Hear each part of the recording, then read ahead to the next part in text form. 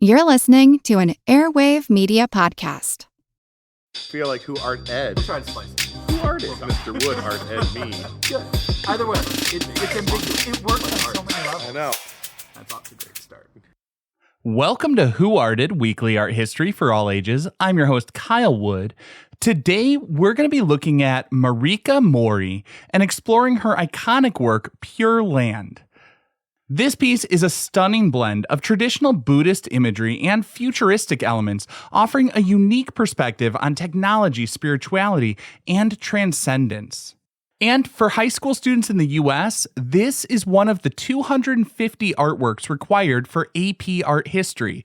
And if you're prepping for the test, check out my AP Art History cram session playlist on Spotify. I'll link it in the show notes.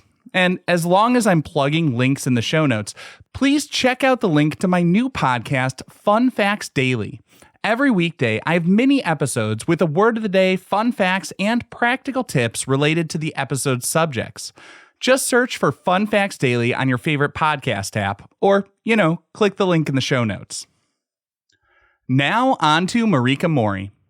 Mariko Mori was born in Tokyo in 1967. Her father was an inventor and technician. Her mother was a historian of European art. This upbringing in a home that valued both technological innovation and an appreciation for art history clearly influenced Mori's artistic journey.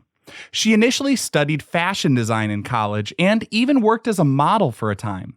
But she ultimately pursued her passion for visual arts, leading her to study at the Chelsea College of Arts in London and the Whitney Museum of American Art's Independent Study program in New York.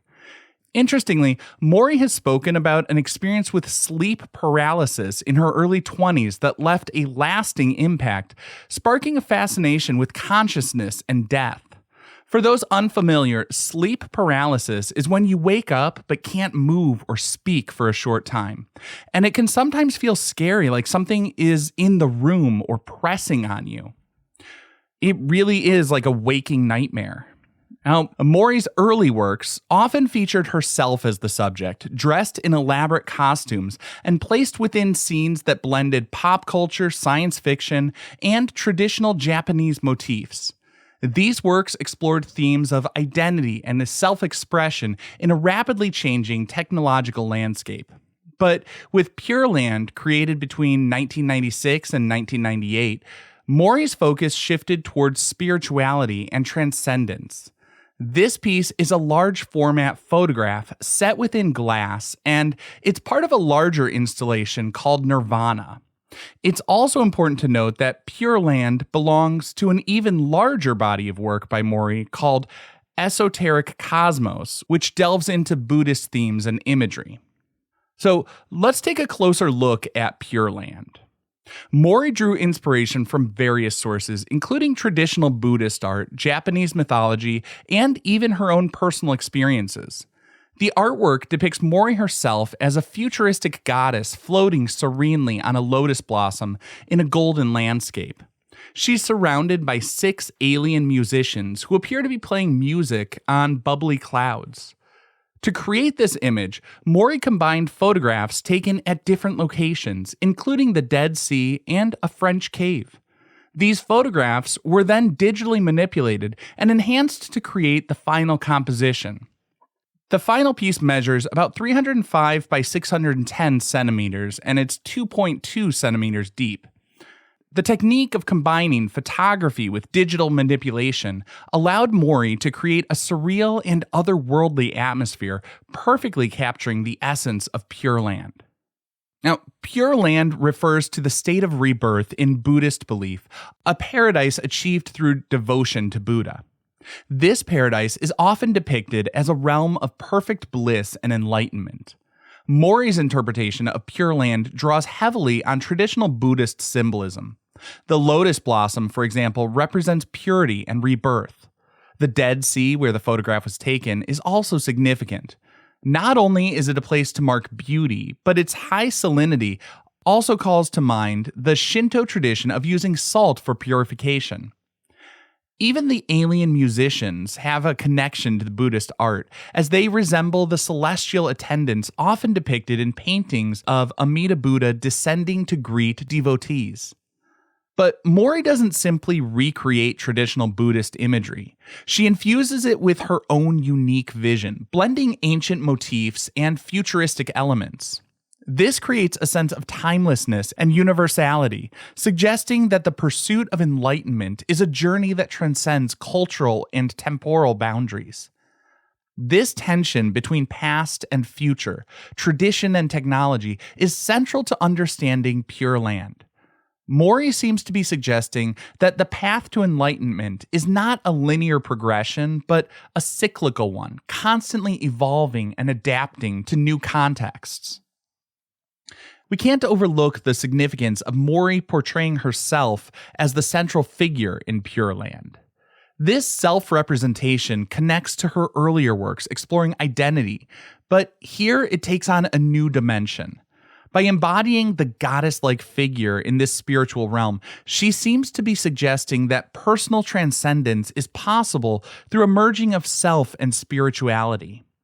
In the image, Mori depicts the mudra of blessing and teaching, with her right hand forming a circle with the index finger and thumb, symbolizing the wheel of law. In her left hand, she holds the hoju, or magical wishing jewel, in the shape of a lotus bud, further emphasizing the connection to Buddhist iconography. Imagery of Amida Buddha descending to welcome devotees to his Pure Land is a theme that's been depicted in numerous paintings and sculptures since the 11th century in Japan. These works often feature Amida Buddha surrounded by celestial attendants, similar to the alien musicians in Mori's Pure Land. Some also draw a parallel to an 8th century painting of Kichi-Joten, a female Buddhist deity. This painting, like Pure Land, depicts a serene female figure with a wish-granting jewel, highlighting the connection between beauty, elegance, and good fortune. Mori's Pure Land builds on the rich tradition of Buddhist art, but also offers a fresh perspective. By incorporating futuristic elements and digital manipulation, she creates a contemporary interpretation of ancient beliefs, making them more relatable to a modern audience.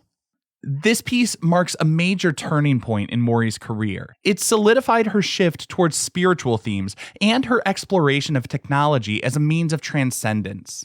And this focus on spirituality and technology continued in her later works, like The Dream Temple and Wave UFO, where she created immersive environments that encourage viewers to engage with their own spiritual journeys. Mariko Mori's Pure Land is more than just visually stunning. It's a powerful exploration of technology, spirituality, and transcendence. By blending traditional Buddhist imagery with futuristic elements, Mori creates a timeless and universal message about the human desire for enlightenment. She reminds us that this pursuit is not confined to the past or any specific culture, but rather an ongoing journey that continues to evolve even in our modern technological age. This concludes this week's episode of Who Arted, part of the Airwave Media Podcast Network. If you found this tolerable, please leave a rating or review on your favorite podcast app. You can find images of the work being discussed this week and every week on social media at Who Arted Podcast on Twitter, Instagram, and TikTok, and of course on the website whoartedpodcast.com. Podcast done.